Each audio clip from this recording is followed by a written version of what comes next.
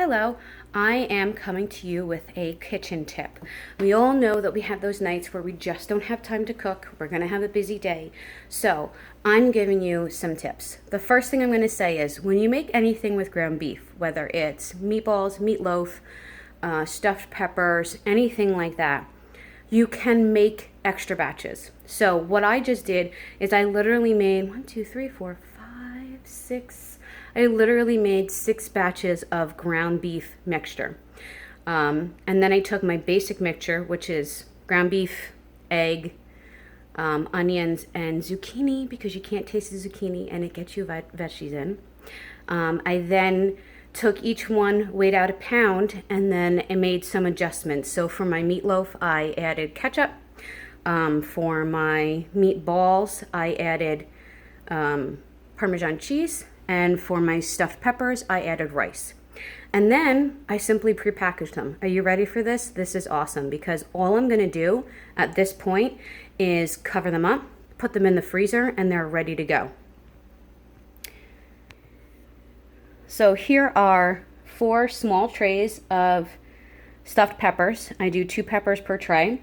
This is nice because on a regular weeknight, if it's just, say, you and your husband, you can pull out 2 trays. If you've got, a kid at home, you can pull out 3. If you're suddenly having company, you can pull out all 4.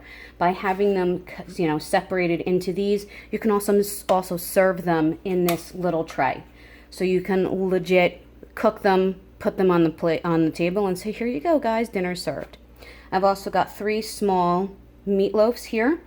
I find that most people make meatloaves that are just too big. This is the perfect size for like a family of, say, 3, or in my case, my husband and I and 2 small kids.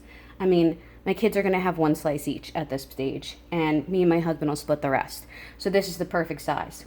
Again, having them this size means if you have company, you can quickly and easily grab more than 1, or if it's just you guys, you can just grab 1. Again, cook it, put it on the table, it's done. And last but not least, my favorite trick.